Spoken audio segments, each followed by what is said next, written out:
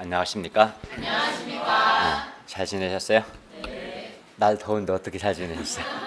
형식적으로 대답하는 거 아니에요? 무더위 때문에 잘 못 지냈는데 잠도 잘 못 자고 잘 지내셨어요?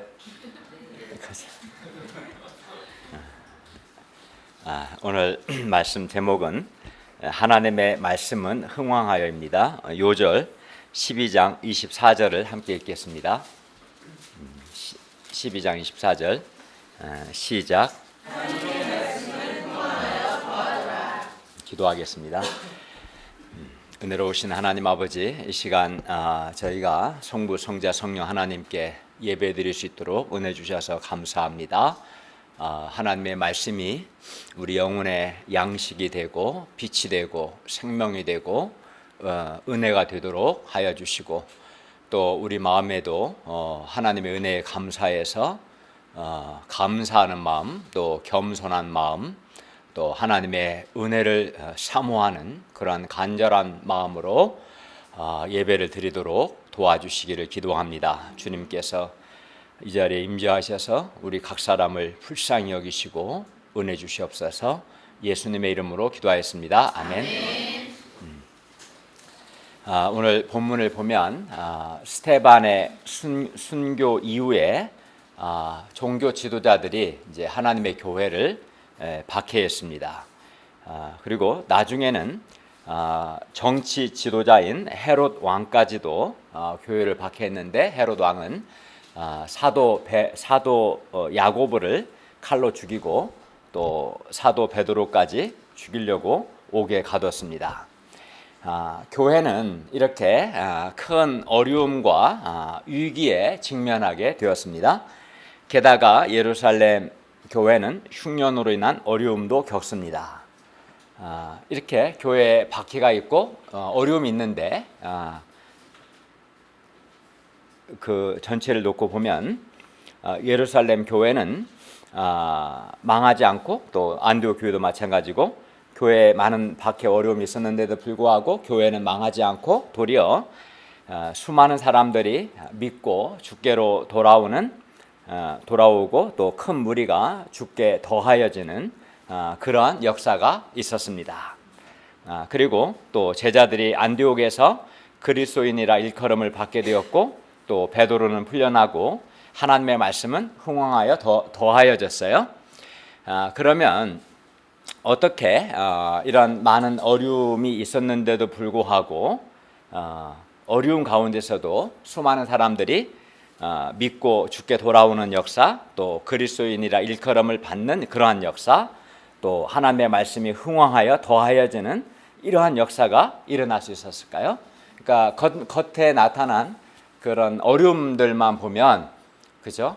박해들이 있고 또 사도가 죽고 옥에 갇히고 흉년이 들고, 그런 어려움만 보면 많은 사람이 주께 돌아오기는커녕 교회가 존립하는 것 자체, 서바이벌 하는 것 자체도 힘든 상황이었어요. 그렇죠? 근데 오히려 하나님의 교회는 하나님의 말씀은 더욱 흥왕하고 더하여지고 많은 사람들이 하나님께 돌아오는 놀라운 역사가 일어났어요. 어떻게 이러한 역사가 일어났는가 배우고자 합니다. 그런데 우리에게는 오늘 본문의 초대교회의 그런 박해, 우리가 뭐 옥에 갇히거나 그러진 않잖아요. 우리에게는 초대교회의 박해나 흉년의 그런 어려움은 없는 것 같아요, 지금 우리 교회에는. 그러나 우리에게도 하나님의 역사를 섬길 때, 복음 역사를 섬길 때 내적 외적인 어려움들이 또 있고, 또 각 사람을 보면 취업에 어려움이 있을 수도 있고, 또는 직장 생활에 어려움이 있을 수도 있고, 또는 질병과 같은 어려움이 있을 수도 있고, 또는 가정에 어려움들이 있을 수 있고, 또 실제 어려움들은 늘 있어요, 각 사람을 보면, 교회 안에나 각 개인 안에나. 오늘 말씀을 통해 이때 우리가 이러한 어려움들이 있을 때 어떻게 살아야 하는가, 그것을 배울 수 있기를 기도합니다. 첫째, 주의 손이 그들과 함께 하였습니다. 19절에서 21절 말씀입니다. 11장 19절을 보십시오. 그때 스데반의 일, 곧 스데반의 순교로 일어난 환란으로 말미암아 흩어진 자들이, 스데반의 순교가 있었고 또 그 이후 종교적 큰 박해가 있었어요. 그로 말미암아 예루살렘에 있는 신자들이 각지로 흩어졌는데 그걸 말해요. 그때 흩어진 자들이 베니게와 구브로와 안디옥까지 이르렀습니다. 여기서 베니게는 오늘날 레바논이에요. 지중해 연안에 있는 북쪽 지역을 가리키고 구브로는 오늘날 키프로스 공화국으로 지중해 동북부에 있는 섬입니다. 구브로는 섬이에요. 바나바가 이 구브로 섬 출신이었어요. 안디옥은 예루살렘으로부터 북쪽으로 약 한 480km 거리에 위치해 있는 도시였어요. 큰 도시였습니다. 스테반의 일, 즉 스테반의 순교로 흩어진 자들은 베니게 또 서민 구브로 또 저 멀리 480km 떨어진 안디옥에까지 이르렀고 거기서 그들이 가는 곳에서 뭐 했어요? 말씀을 전했어요. 말씀을 전했다는 것은 주 예수를 전파했다는 거예요. 어떻게 전파했겠어요? 우리 죄를 위해 십자가에 못 박혀 죽으신 예수님께서 사흘 만에 다시 살아나셨습니다. 그리고 예수님께서 하나님 보좌 우편에 앉아 주와 그리스도가 되셨습니다. 예수 그리스도를 전파한 것이죠. 그들은 큰 환란으로 말미암아 흩어지면서도 흩어지지 않을 수는 없었죠. 흩어지면서도 뭐 했냐면 말씀을 전했어요. 즉 흩어지면서도 말씀 전하는 것, 곧 주 예수를 전파하는 것만큼은 결코 중단하지 않은 거예요. 그러니까 박해로 인해서 예루살렘에 있을 수 없는 상황이었어요. 그래서 각지로 흩어질 수밖에 없었지만 흩어지면서도 주 예수를 전파하는 것만큼은 계속 한 거예요. 중단하지 않고. 왜요? 왜냐하면 누구든지 단 한 사람의 예외도 없이 주 예수를 믿어야만 구원을 받기 때문입니다. 아멘. 주 예수를 믿지 않고 구원을 받을 수는 없어요. 누구든지 우리 죄를 위해 십자가에 죽으시고 다시 살아나신 주 예수를 믿어야만, 하나님이요 사람이신 주 예수를 믿어야만 구원을 받기 때문입니다. 그리고 이 주 예수를 믿으려면 누군가는 또 이 주 예수를 전파를 해야죠. 그래서 초대교회 신자들은 말씀 전하는 것, 곧 주 예수 전파하는 것을 가장 중요하게 여기고 어떤 상황에서도 주 예수 전파하는 것만큼은 중단하지 않았습니다. 이런 자세를 우리가 배워야 돼요. 오늘날도 마찬가지예요. 누구든지 우리를 사랑하사 우리 죄를 위해 죽으시고 부활하신 주 예수 그리스도를 믿지 않고서는 구원을 받지 못합니다. 믿지 않으면 심판을 받습니다. 따라서 우리도 주 예수 그리스도를 전파하는 것을 가장 중요하게 여기고 어떤 상황에서도 중단하지 않기를 바랍니다. 실직을 해도 중단하면 안 되고, 아파서 병원에 입원해도 병원에서도 주 예수를 전하는 걸 중단하면 안 되고, 어떤 상황에서도 주 예수를 전하는 것을 중단하지 않기를 바랍니다. 19절 하반절을 보십시오. 그런데 흩어진 자들이 베니게, 구브로, 안디옥에서 유대인에게만 말씀을 전하고 헬라인에게는 아직 주 예수를 전파하지 않았습니다. 이는 그들이 헬라인들에게도 주 예수를 전파해야 한다는 생각을 아직 하지 못했던 것 같아요. 20절과 21절을 보십시오. 그런데 그 흩어진 자들 중에 구브로와 구레네 몇 사람이, 여기 구레네는 오늘날 리비아의 수도 트리폴리 지역을 가리켜요. 북아프리카 지역이죠. 구브로는 그 섬이었고, 구브로와 구레네 몇 사람이 안디옥에 이르러 헬라인에게도 말하여 주 예수를 전파하니 주의 손이 그들과 함께 하심에 수많은 사람들이 믿고 죽게 돌아오는 놀라운 역사가 있었습니다. 그러니까 이 구브로와 구레네 몇 사람이 헬라인에게도 주 예수를 전파했어요. 그리고 그때 주의 손이 그들과 함께 하셨고, 그 결과 수많은 사람들이 믿고 주 예수를 믿고 주 예수께로 돌아오는 큰 역사가 있었다는 거예요.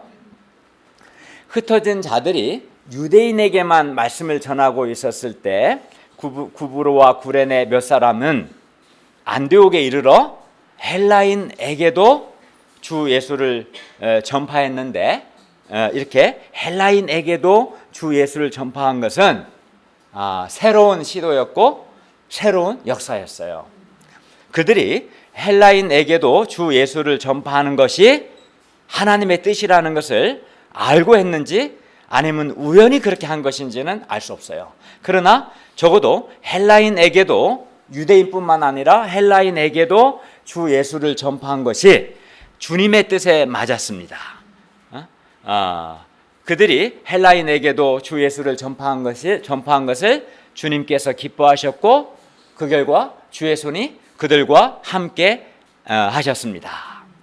그리하여 그들이 이렇게 헬라인에게도 주 예수를 전파했을 때 주의 손이 그들과 함께 하셔서 수많은 사람들이 믿고 돌아오는 큰 역사가 있었던 것이죠. 그러니까 주의 손이 함께 하니까 수많은 사람들이 주 예수를 믿고 주 예수께 돌아온 역사가 있었던 거예요.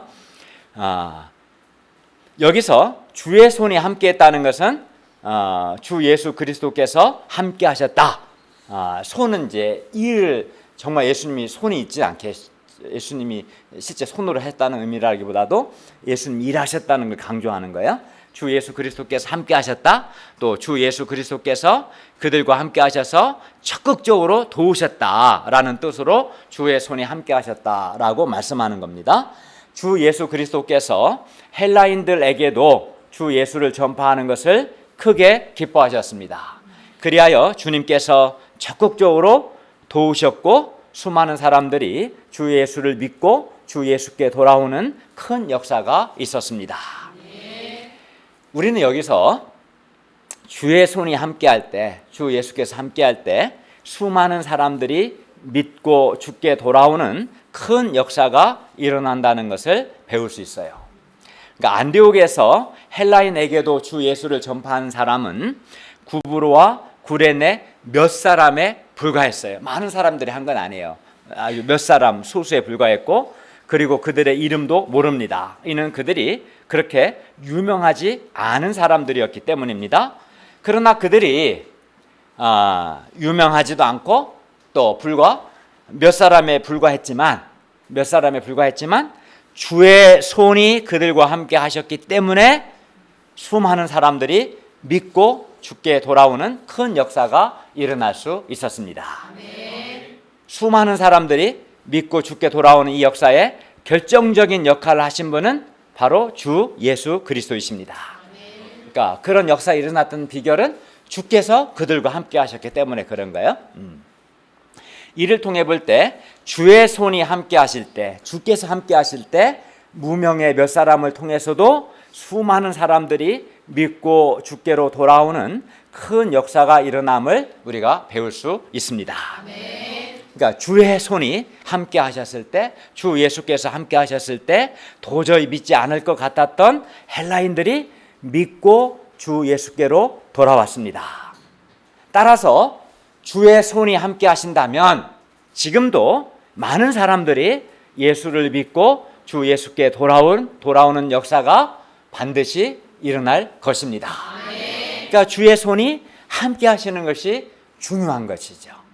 주의 손이 함께 하시면 이름 없는 몇 사람이라도 큰 일을 할 수 있는 겁니다.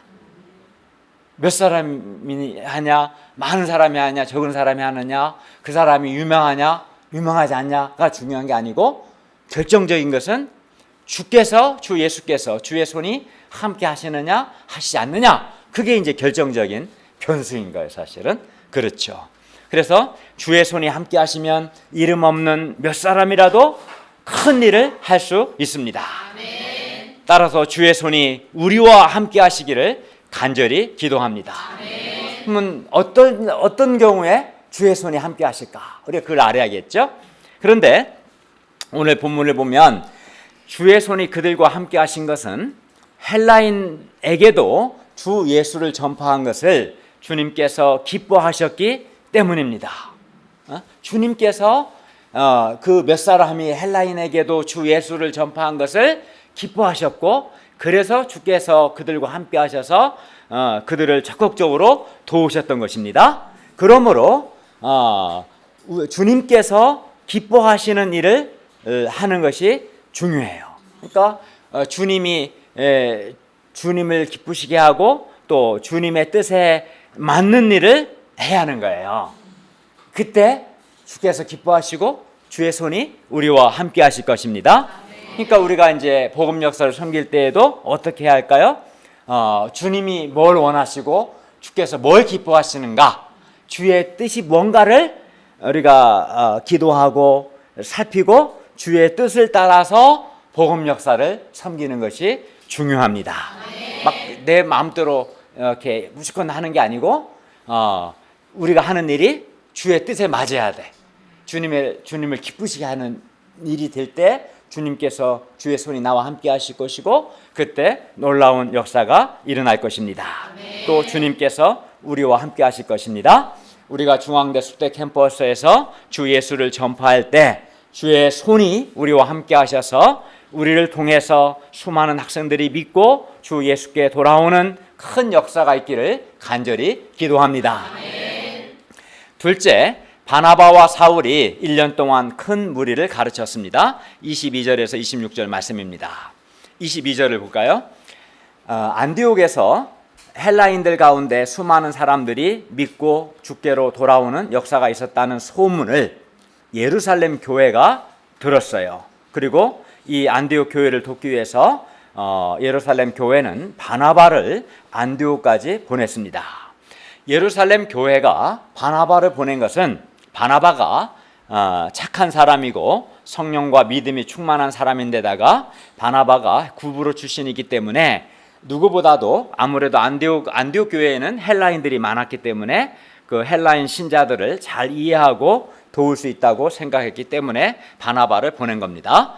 23절을 보십시오. 바나바는 안디옥에 이르러 하나님의 은혜를 보고 기뻐했습니다. 여기서 하나님의 은혜를 보고 기뻐했다는 것은 하나님께서 이방인들도 구원하시는 것을 보고 기뻐했다는 것입니다. 하나님의 은혜의 핵심이 뭐겠어요? 하나님이 사람을 구원하시는 것, 이게 은혜죠. 그리고 바나바는 유로의 아들이라는 그의 별명에 걸맞게 모든 사람들에게 굳건한 마음으로 주와 함께 머물러 있으라, 주께 머물러 있으라 권면했습니다. 여기서 굳건한 마음은 어떤 상황에서도 변하지 않고 흔들리지 않는 마음입니다. 바나바는 착한 사람이요 성령과 믿음이 충만한 사람이었습니다. 이런 바나바의 권면으로 인해서, 권면을 통해서 큰 무리가 주께로 더해졌어요. 그러니까 더 많은 사람들이 주께 돌아오는 역사가 있었던 거예요. 그렇지 않아도 그 헬라인들에게 주 예수를 전파했을 때 주의 손이 함께 하셔서 많은 사람들이 주 예수를 믿고 주께 돌아온 역사가 있었는데, 또 바나바, 성령과 믿음 충만한 바나바가 그들을 가서 권면하고 도우니까 더 많은 사람들이 또 계속해서 주께 돌아오는, 주께 더하여지는 그런 역사가 일어났어요. 우리도 바나바처럼 착한 사람, 또 성령과 믿음이 충만한 사람이 되어서 다른 사람들을 위로하고 또 격려하고 또 굳게 세워서 주께 더하여지는 역사가 일어나도록 이 일에 쓰임 받을 수 있기를 기도합니다. 그러려면 내가 성령과 믿음이 충만한 사람이 돼야 돼요. 주께 더해져야지 있는 사람을 막 흔들고 떠나게 하는 그런 사람이 되면 안 되겠죠. 그래 안 그래요? 그죠? 그러려면 내가 먼저 바나바처럼 성령과 믿음이 충만하고 위로의 아들이 되는 게 중요하죠. 25, 26절을 보십시오. 한번 읽어볼까요? 25, 26절 시작. 바나바가 사울을 찾으러 다소에 가서 만남에 안디옥에 데리고 와서 우리 교회에 1년간 모여 있어 큰 무리를 가르쳤고 제자들이 안디옥에서 비로소 그리스도인이라 일컬음을 받게 되었더라. 다소는 오늘날 터키 한 지역인데 사울이 태어난 곳이죠. 여기서 사울은 지금 사도 바울을 가리키는 거죠. 사울은 사도 바울의 유대식 이름이고 바울은 로마식 이름이에요. 지금 계속 아직은 전도 여행 가기 전에는 주로 유대식 이름으로 기록되는데 이 사도 바울 즉 사울이 태어난 곳이에요. 다소가. 그리고 당시 사울은 이곳에서 주 예수를 증거하고 있었을 겁니다. 그러니까 사울이 예수 믿는 제자들을 핍박하기 위해서 다메섹으로 가다가 주 예수를 만나서 회심했죠.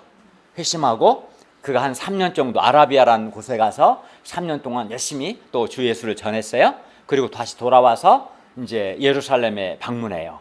한 2주 15일 동안 사도들과 교제합니다. 근데 그때 이제 과거에 바울에 대해서 안 좋았던 마음을 가졌던 사람들도 있었고 또 바울이 회심해서 바울을 이제 죽이려고 했던 그런 사람들이 있어서 사도들이 바울을 고향 다소로 보내요. 그곳에서 지금 한 7, 8년 정도 머물면서 주 예수를 전하고 있었던 거예요.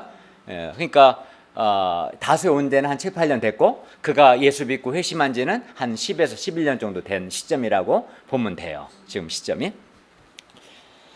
바나바가 사울을 찾으러 다소에 간 것은 안디옥 교회에 유능한 성경 선생인 이 사울이 꼭 필요했기 때문이었습니다.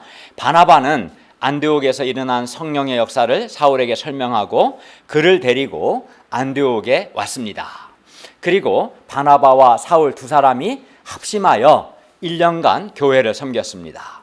바나바와 사울은 1년간 큰 무리를 가르쳤어요. 그러니까 회심했지만 죽게 돌아왔지만 그들을 가르치지 않으면 그들의 신앙은 감정적인 신앙이 되고 좋을 때는 좋지만 또 힘들면 그 신앙을 잃어버리기가 쉽고 성장하지 않을 수 있어요. 그걸 바나바는 알기 때문에 이제 주께 항상 돌아온 걸로 만족하지 않고 이들을 가르쳐서 훈련하고 양육해야겠구나. 근데 그런 문제의식을 가진 거예요. 가르침을 받지 않으면 성장하지 않아요. 그냥 예수 믿고 돌아온 걸로 끝나버려요. 그러다가 또 돌아갈 수도 있어요. 그걸 가르치는 게 참 중요한데 바나바는 성경 선생으로서 사울의 능력을 깊이 인정하고 왜냐하면 사울은 원래 바리새인이었기 때문에 구약 성경에 아주 능통한 사람이었고 또 철학을 했고 공부를 많이 한 사람이었어요. 그래서 그의 사울의 능력을 깊이 인정하고 사울이 큰 무리를 가르칠 수 있도록 사울을 세우고 여러 모양으로 바나바는 사울을 도왔습니다. 바나바는 사울을 시기하지 않고 사울과 비교하거나 경쟁하지도 않고 사울을 잘 동역하고 사울을 잘 세워주었습니다. 이런 바나바는 정말 착한 사람이고 성령과 믿음이 충만한 사람입니다. 그러니까 바나바 같은 사람은 정말 하나님이 보시기에 훌륭한 사람입니다. 사울이 하나님께 사도 바울이 크게 쓰임받을 수 있었던 것은 바나바가 이렇게 사울을 세우고 동역을 했기 때문입니다. 바나바와 사울 두 사람은 예수님을 믿게 된 안디옥의 그 신자들에게 체계적으로 성경을 가르쳤어요. 예를 들어서 예수님의 십자가의 죽으심과 부활의 의미, 또 예수 믿는 신자는 어떻게 살아야 하는가, 예수 중심의 가치관과 삶의 방식이 뭐냐 가르치고 또 그리스도를 증거하는 증인의 삶에 대해서도 가르치고 또 그리스도를 믿는 자의 소망이 어떠해야 하는가 가르치고 이렇게 그리스도에 관하여 모든 것을 1년 동안 열심히 가르쳤습니다. 바나바와 사울은 무엇보다 안디옥 성도들이 예수님을 사랑하고 또 예수님을 배우고 예수님을 닮고 예수님을 따르는 삶을 살도록 가르쳤어요.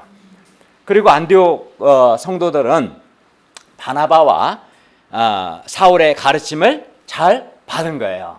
그러니까 위대한 역사가 일어나려면 이 위대한 성경 선생도 있어야지만 그걸 잘 배우는 학생이 있어야 하거든요. 선생님은 탁월한데 학생이 안 배워. 그러면 안 돼. 학생은 소원이 많은데 가르칠 선생이 없어도 안 돼. 위대한 역사는 이런 두 만남이 이루어지는데 바나바와 바울은 뛰어난 성경 선생들이었고 안디옥 신자들은 이 바나바와 사울의 가르침을 겸손하게 잘 받았어요.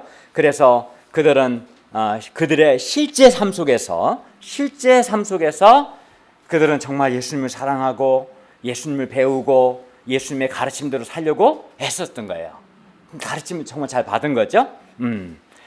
그리하여 그들의 삶은 믿지 않는 사람들과는 분명히 달랐습니다. 그 결과 26절 하반절을 보면 제자들이 안디옥에서 비로소 그리스도인이라 일컬음을 받게 되었습니다.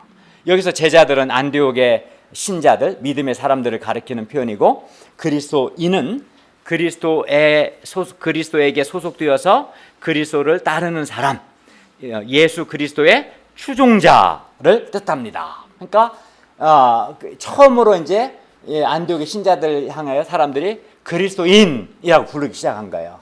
보니까 이 사람들 완전히 그리스도에게 속하고 그리스도를 따르는 그리스도의 추종자들이기 때문에 그리스도인이라고 부른 거죠. 근데 당시 이제 교인들은 신자들 상호 간에 서로 부를 때는 김대한 목사는 그리스도인 이렇게 부르지는 않은 거예요.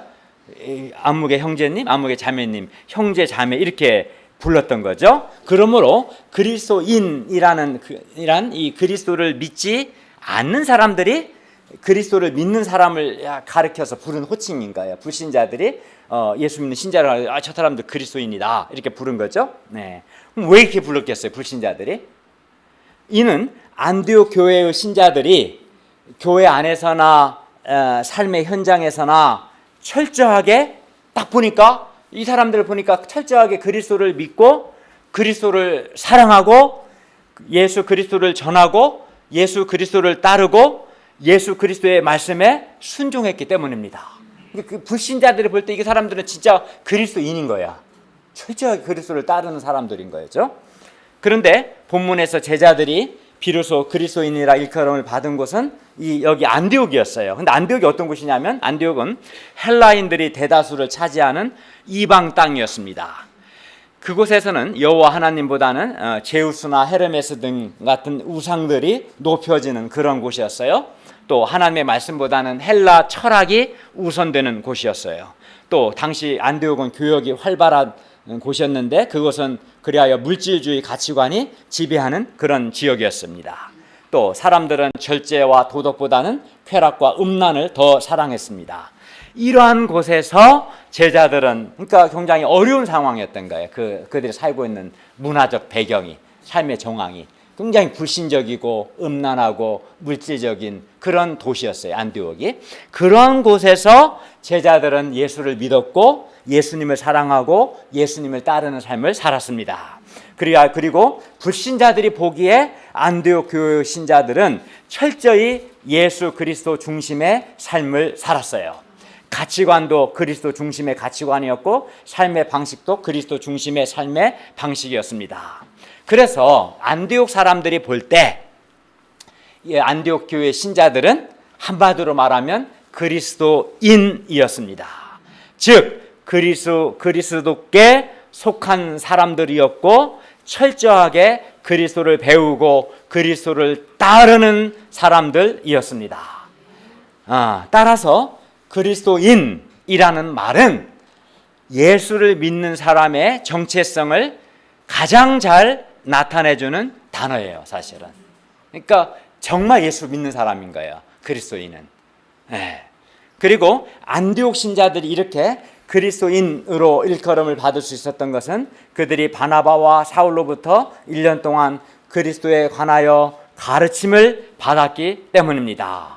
그러니까 그 가르침을 그리고 잘 수용하고 순종했기 때문이죠. 예를 들어 예수 그리스도의 십자가의 죽으심과 부활의 의미, 그리스도 중심의 가치관과 삶의 방식, 또 그리스도를 믿는 자의 소망 등 예수 그리스도에 대하여 가르침을 받았기 때문입니다.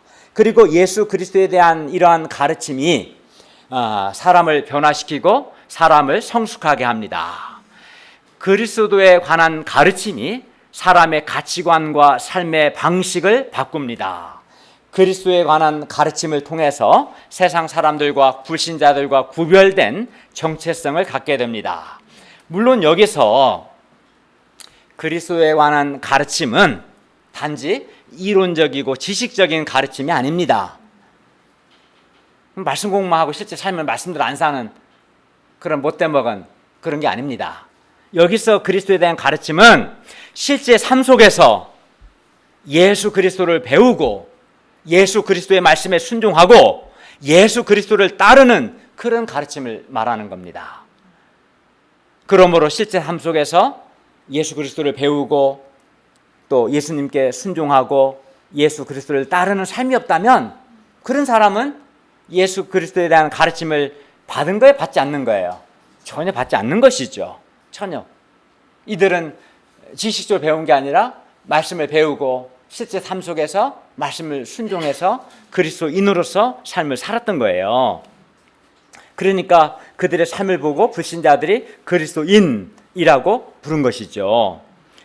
오늘날 예수 믿는 우리 신자도 세상 사람들로부터 그리스도인이라 당연히 일컬음을 받아야 합니다. 그런데 어떤 사람은 꽤 오랫동안 예수 믿었는데도 주위 사람들로부터 그리스도인이라는 말을 잘 못 듣습니다. 오히려 야 너도 교회 다니냐? 너 몰랐다? 왜냐하면 주일날 예배는 갈지 몰라도 삶은 그리스도인답지 않게 살아가니까 그리스도인이라 부를 수가 없는 거예요, 사실은. 그리고 이것은 정말 부끄러워하고 슬퍼해야 할 일입니다. 그가 얼마나 그리스도인답게 살지 않았으면, 그가 얼마나 예수님을 사랑하지 않고 실제 삶 속에서 예수의 말씀에 순종하지 않고 예수를 따르지 않았으면 그런 말을 듣겠습니까? 회개해야죠. 그런 자들은. 우리는 그리스도인답게 살아야 합니다. 가치관도 예수 그리스도 중심의 가치관으로, 삶의 방식도 예수 그리스도 중심으로 살아가야 하고 예수 그리스도를 전파하고 예수 그리스도를 따르는 삶을 살아야 합니다. 그리고 이를 위해 우리 역시 실제 삶 속에서 가르침을 겸손하게 잘 받아야 합니다. 체계적이고 깊이 있는 성경 공부와 실제 삶 속에서 예수 그리스도께 순종하는 것을 통해서 예수님 중심의 가치관과 삶의 방식을 배우고 예수님을 사랑하고 예수님을 따르는 삶을 살아야 합니다. 그러니까 실제 삶 속에서 예수 그리스도께 순종하는 것이 핵심입니다. 그리하여 세상 사람들이 돈을 사랑할 때 우리는 예수님과 믿음의 동역자들과 주님의 양무리를 사랑해야 합니다. 세상 사람들이 좋은 집과 이 땅의 것들을 소망할 때 우리는 하나님 나라와 우리 몸이 영광스러운 몸으로 부활할 것을 소망해야 합니다. 그게 그리스도인인 겁니다. 세상 사람들이 물질적이고 육신적이고 음란한 삶을 살 때 우리는 성령을 따라 순결하고 거룩한 삶을 살아야 합니다. 그게 그리스도인입니다. 음란패설 하지 않고 못된 짓 하지 않고 하나님 앞에서 거룩하고 순결하게 사는 사람, 그게 바로 그리스도인입니다. 그리고 이런 사람이 정말 그리스도인입니다. 그리스도인은 우리 주 예수 그리스도께서 가장 기뻐하시는 호칭입니다. 우리가 그리스도인으로 불려질 때 하늘에 계신 우리 주님께서 우리를 기뻐하시고 우리를 자랑스럽게 여기실 것입니다. 그래서 저 역시 간절히 소망합니다. 제 자신이 그리스도인이라 불려지기를 소망합니다. 우리가 세상에서 돈 많이 번 사람, 또는 세상에서 출세한 사람, 세상에서 성공한 사람으로 일컬음 받는 것보다 그리스도를 사랑하고 그리스도를 배우고 그리스도를 닮고 그리스도께 순종하고 그리스도를 따른 그리스도인으로 불려지기를 간절히 기도합니다. 하나님이 보시기에 가장 영광스러운 호칭은 바로 그리스도인입니다. 부자 신자, 세상 권력 가진 신자가 아닙니다. 하나님이 가장 원하시고 기뻐하시고 인정하는 사람은 그리스도인입니다. 그리스도를 사랑하고 그리스도를 배우고 그리스도께 순종하고 그리스도를 따르는 사람, 그 사람 그리스도인, 그 사람을 주께서 가장 기뻐하시고 자랑스럽게 여기시고 그를 주님의 역사에 귀하게 쓰실 것입니다. 27, 28절에 보십시오. 그때 선지자들이 예루살렘에서 안디옥으로 왔는데 그 중에 아가보라 하는 한 사람이 일어나 성령으로 말했습니다. 천하의 큰 흉년이 들리라. 그리고 로마 황제 글라우디오 때에 그렇게 큰 흉년이 있었는데 유대 지역은 특히 AD 45년부터 48년 사이에 큰 흉년이 있었습니다. 29절과 30절을 보십시오. 안디옥 제자들은 각각 그 힘대로 유대에 사는 형제들에게 부조를 보내기로 작정하고 이를 실행하여 바나바와 사울의 손으로 장로들에게 보냈습니다. 예루살렘 교회는 바나바를, 성령과 믿음이 충만한 바나바를 보내서 안디옥 교회를 영적으로 도왔어요. 안디옥 교회는 이제 예루살렘 교회가 큰 흉년으로 어려운 가운데 있을 때 각각 그 힘대로 유대에 있는 믿음의 형제들에게 부조, 돈을 보내서 예루살렘 교회를 물질적으로 도왔습니다. 그리하여 예루살렘 교회와 안디옥 교회는 더욱 사랑의 관계성이 깊어졌습니다. 그러니까 안디옥 교회 입장에서는 예루살렘 교회에서 성령과 믿음이 충만한 바나바를 보내 그 교회를 섬겨주었기 때문에 감사했고, 또 예루살렘 교회 입장에서는 안디옥 교회가 흉년회 때 헌금을 모아서 자기들에게 보내줬기 때문에 또 감사했을 겁니다. 그래서 서로 사랑의 관계가 더욱 깊어졌습니다. 이렇게 교회와 교회의 관계도 그렇고, 또 신자 상호 간의 관계도 그렇고, 말씀과 물질로서 서로 돕고 섬겨야 사랑의 관계가 깊어지는 겁니다. 그리고 이렇게 말씀과 물질로 서로 돕고 섬기는 것은 그리스도의 한 몸을 이루는 것이고, 하나님이 보시기에 참으로 아름다운 교회의 모습입니다. 셋째, 주의 사자가 베드로는 풀려나게 하셨고 헤롯은 죽이셨습니다. 12장 1절에서 25절 말씀입니다. 12장 1, 2절을 보십시오. 그때 헤롯 왕이 손을 들어 교회 중에서 몇 사람을 해하려 하여 요한의 형제 사도 야고보를 칼로 죽였습니다. 여기서 헤롯은 헤롯 대왕의 손자인 아그리파 1세 왕을 가리킵니다. 3절에서 5절을 보십시오. 헤롯은 유대인들이 이 일을 기뻐하는 것을 보고, 유대인들이 이제 불신적인 유대인들이었겠죠. 헤롯이 야고보를 칼로 죽이는 것을 유대인들이 기뻐하는 걸 보고 이제는 베드로까지도 죽이려고 베드로를 잡아서 옥에 가뒀어요. 베드로, 요한, 야고보 이 세 사람은 예수님의 12제자 중에서도 수제자 세 사람이었어요. 그 중에 한 사람인 야고보는 헤롯에 의해 칼로 죽임을 당했고, 수제자인 베드로 역시 옥에 갇혀서 이제 유월절이 끝나면 죽임을 당하게 됩니다. 그리하여 하나님의 교회는 큰 어려움과 위기에 직면하게 되었습니다. 하나님께서 살아계시고 또 하나님께서 교회를 보호하시고 사랑하시는데 어떻게 이러한 일이 일어날 수 있을까? 이런 생각할 수 있죠. 근데 이런 일이 있었어요. 그러니까 하나님께서 살아계시고 또 하나님께서 당신의 교회를 보호하시고 또 사랑하신다고 해서 교회와 신자 각 개인에게 어려움이 없는 것이 아닙니다. 그러니까 하나님이 살아계시고 하나님 나를 사랑하시면 내 인생에 우리 교회 공동체에 아무 어려움이 없을 거야. 이 생각은 성경적이지 않은 생각이에요. 잘못된 생각입니다. 성경에는 그런 말씀이 없어요. 오히려 하나님을 사랑하지만 오히려 고난도 있고 역경도 있고 있을 거다고 말씀하는 거예요. 그러니까 그 생각을 지워야 돼요. 그 잘못된 생각이에요. 그러니까 하나님이 살아계시고 하나님이 보호하시면 아무런 어려움이 없고 만사가 형통해야 한다. 이런 생각은 성경적이지 않은 잘못된 생각입니다. 하나님이 살아계십니다. 하나님은 선하시고 교회를 보호하시고 사랑하십니다. 그럼에도 불구하고 얼마든지 교회 공동체적으로 각 개인 신자 개인 안에 어려움이 있을 수 있고, 또 하나님께서 어려움을 허용하시고 또 하나님께서 오히려 또 이걸 합력해서 선을 이루십니다.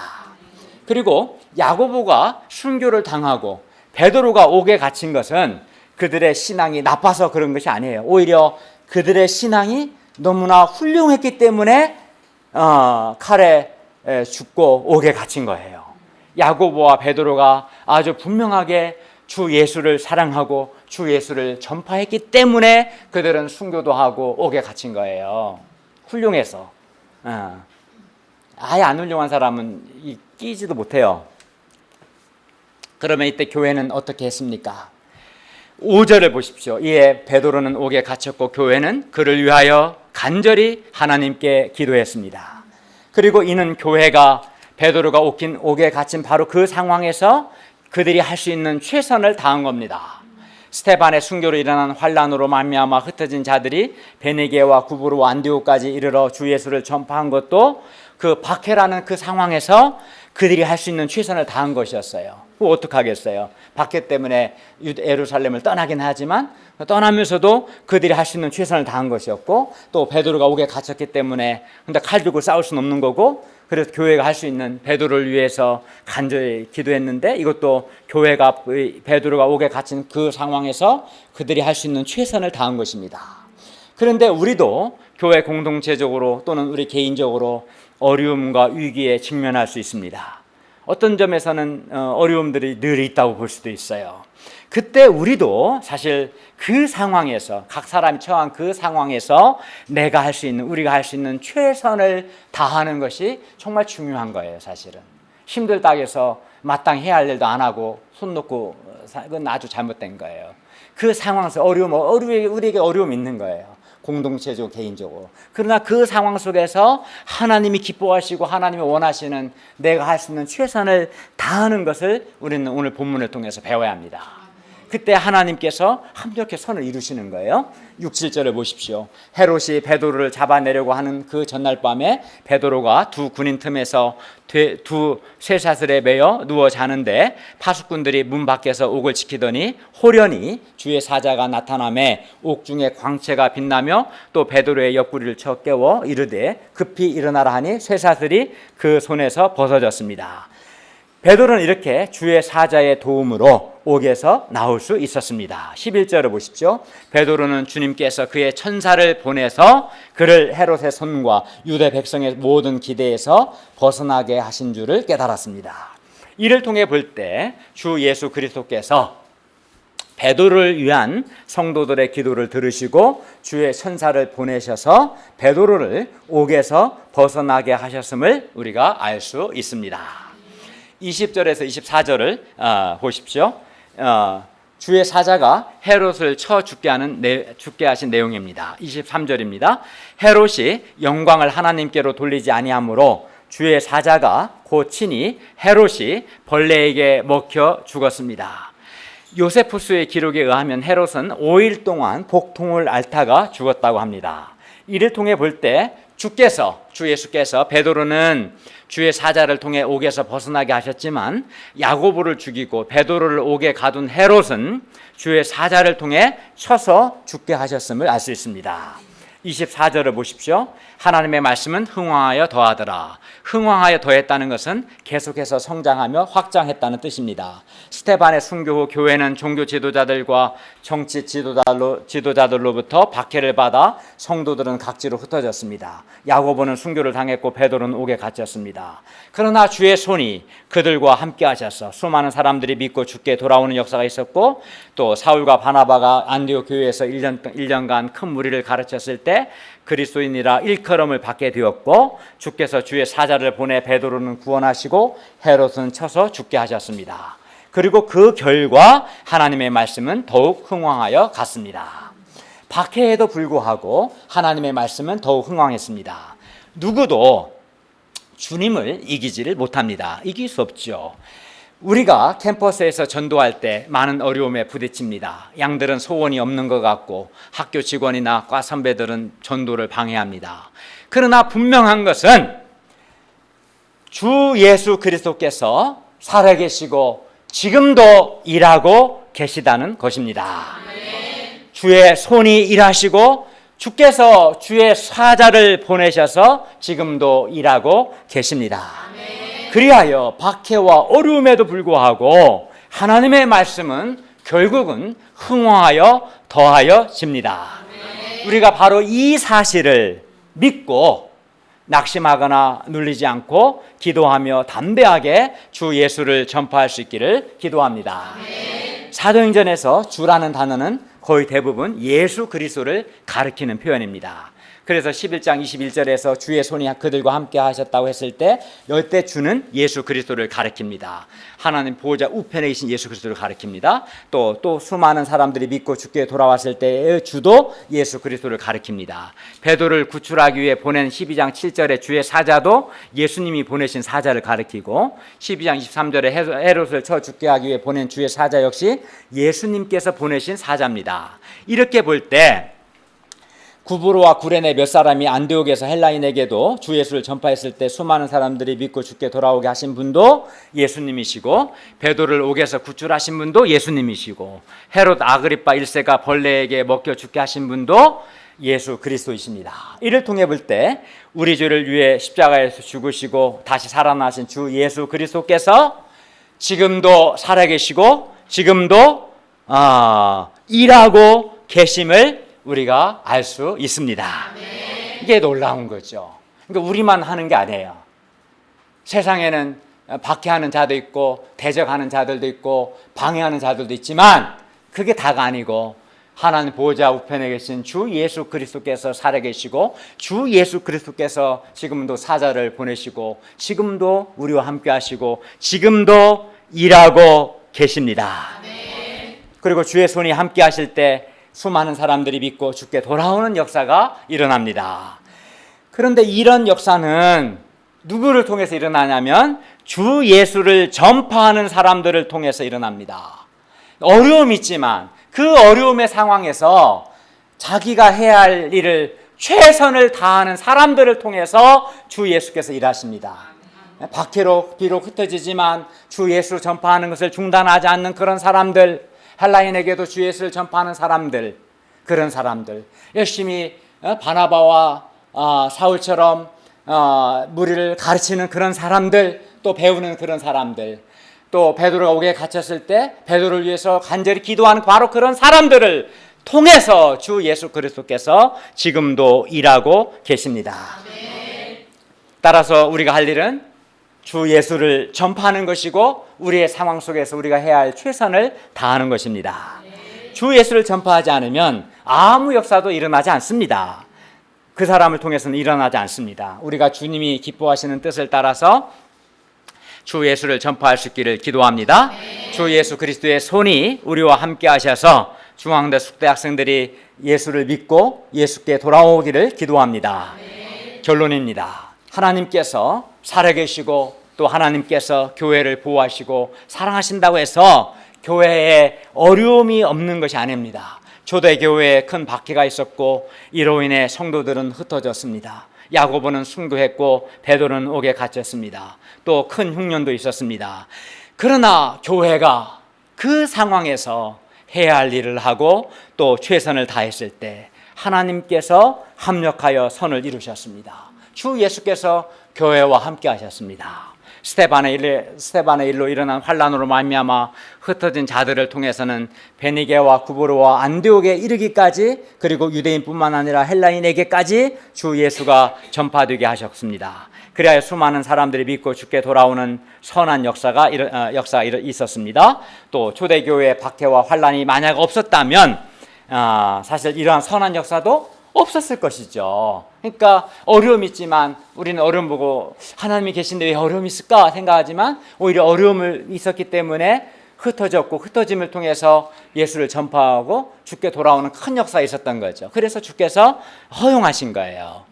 어려움을. 또 베드로가 옥에 갇힌 것은 처음에는 교회의 위기였지만 베드로가 주의 사자를 통해서 풀려나고 오히려 헤롯은 주의 사자를 통해 죽게 되면서 도리어 하나님의 살아계심과 하나님의 보호하심이 더욱 분명하게 드러나게 되었습니다. 그리고 이로 인해 하나님의 말씀은 오히려 흥왕하여 더하여지게 되었습니다. 따라서 우리도 교회 공동체적으로 또는 개인적으로 어려움과 위기를 만날 때 어떻게 합니까? 어려움은 늘 있습니다. 교회 안에, 개인 안에. 이때 우리는 하나님의 살아계심과 하나님의 선하심과 하나님의 사랑을 굳게 믿고 그 상황에서 내가 할 수 있는 최선을 다할 수 있기를 바랍니다.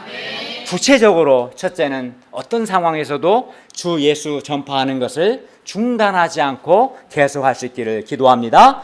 둘째는 예수 그리스도에 대한 가르침을 실제 삶 속에서 잘 배우고 순종하여 그리스도인이라 일컬음 받을 수 있기를 기도합니다.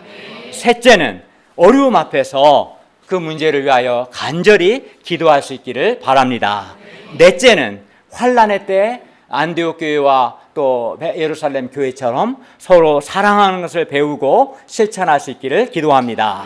그리하면 주 예수 그리스도께서 우리와 함께 하셔서 우리를 통해서 믿고 주께 돌아오는 역사를 이루시고 또 합력하여서 선을 이루실 것입니다. 기도하겠습니다. 은혜로우신 하나님 아버지, 오늘 말씀을 통해서 교회 공동체 안에 여러 박해와 어려움이 있었지만 교회가 마땅히 해야 할 일을 최선을 다해서 했을 때 오히려 하나님 주의 손이 함께 하시고 합력하여 선을 이루시고 많은 사람들이 주께 돌아오는 역사를 이루셨음을 배우게 되었습니다.